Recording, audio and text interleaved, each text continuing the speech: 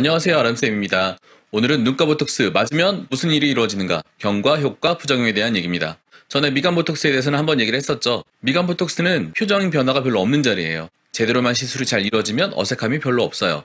그런데 다른 부위는 달라요. 효과가 나왔는데 그 효과 자체가 부작용을 동반하는 것, 그 자체가 효과예요. 눈가 같으면 세게 오는 걸 좀 더럽게 하는 그런 효과죠. 더럽게 되니까 부작용이기도 하고요. 과연 눈가는 어째서 그렇게 될 수 있는지 한번 알아봅시다. 오늘은 제가 슬라이드를 준비했어요. 짠! 눈 주변에 알륜근이라는 근육이 이렇게 있어요. 이 근육에 보톡스를 맞는 거거든요. 사진이 너무 무서우니까 조금 다른 걸로 바꿔봅시다. 자, 아름다운 여인의 사진이고 제가 핑크색으로 근육을 표시해봤습니다. 이 근육이 만드는 주름 중에서 제일 크고 뚜렷한 주름은 바로 이 주름이에요. 바로 까마귀 발이라고 하는 그런 주름이죠. 자, 이렇게.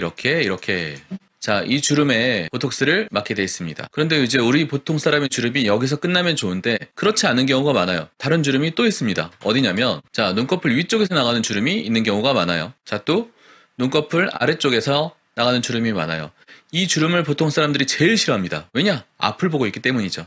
다른 주름은 각도상 옆에서 봐야 이렇게 주름이 보이는데 이 눈 밑에 있는 주름만큼은 바로 앞에서도 잘 보이기 때문에 정말 제일 싫어하는 그런 주름이에요. 짠! 요 앞에 눈꼬리 앞에도 주름이 있습니다. 이 주름은 원래 책에는 맞게 안 돼 있지만 이거를 조금씩이라도 맞으면 한 서너 번 맞다 보면 맞은 사람이랑 안 맞은 사람이랑은 나중에 차이가 좀 나게 돼 있어요. 자, 문제는 사람이 웃을 때 광대가 올라가면서 웃어야 돼요.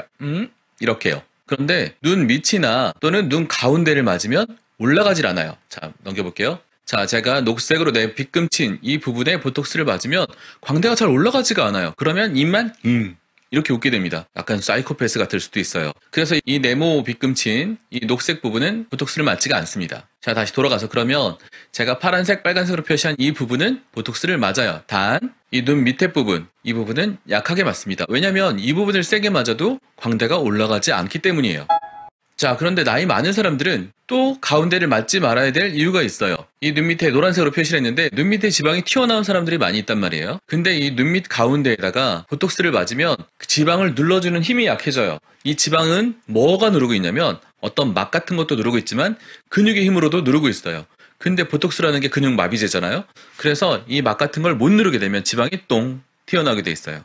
그러면 지방이 더 불룩해 보이고 다크서클 같은 게 더 심해 보이겠죠? 그래서 암튼 이 자리도 맞지 않아요. 그리고 또 문제는 이 알륜근의 범위가 굉장히 넓습니다. 나이가 드신 분 같은 경우에는 꼭 이렇게 제가 그린 부분만 주름이 있는 게 아니라 이렇게 얼굴 바깥쪽까지 주름이 있는 경우가 많아요. 그런데 제가 가운데 쪽에만 힘을 빼놨을 때 여기는 힘이 빠지지만 바깥쪽에 힘이 남아있어서 가장자리 쪽에 힘이 더 세질 때가 있어요.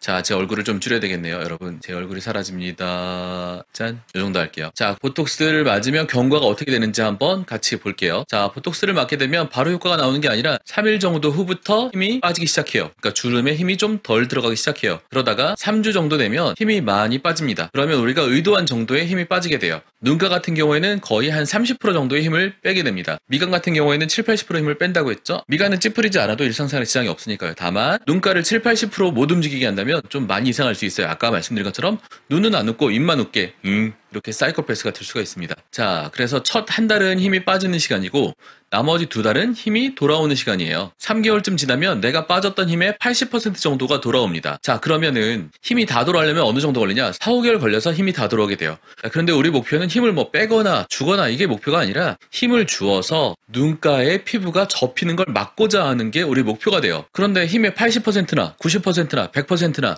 계속 눈가를 찌그러뜨리고 있는 거는 맞단 말이에요. 그러니까 80% 정도 되면은 힘을 다시 빼서 피부를 콱콱 찌그러뜨리지 못하게 하는 게 더 좋다고 생각합니다. 그래서 저는 주름 보톡스 기간을 3개월 정도로 생각합니다.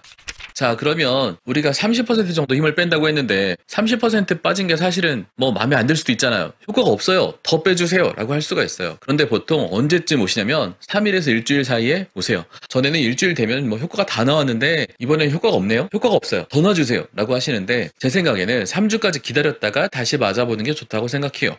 왜냐면 처음에 맞았던 게 효과가 다 안 나왔는데 중간에 추가로 보충을 하게 되면 처음에 맞았던 거 플러스 추가로 맞은 거까지 효과가 나와서 얼마까지 힘이 빠질지 잘 모르기 때문이에요. 자, 그래서 지금처럼 뚝 힘이 떨어져서 이제는 안 웃어져요 라고 말씀하실 수가 있는 거예요. 제가 생각할 때 추가로 보충하기에 좋은 시기는 3주 정도 기다렸다가 효과가 충분히 나오기를 기다렸다가 부족하다고 생각하면 추가로 보충을 하는 게 좋다고 생각합니다. 그리고 그런 분들은 다음번에 뭐 좀 더 세게 맞는 게 좋겠죠. 자, 그때 맞으면 다시 또 3개월에 걸쳐서 천천히 힘이 돌아올 거고요. 이상입니다.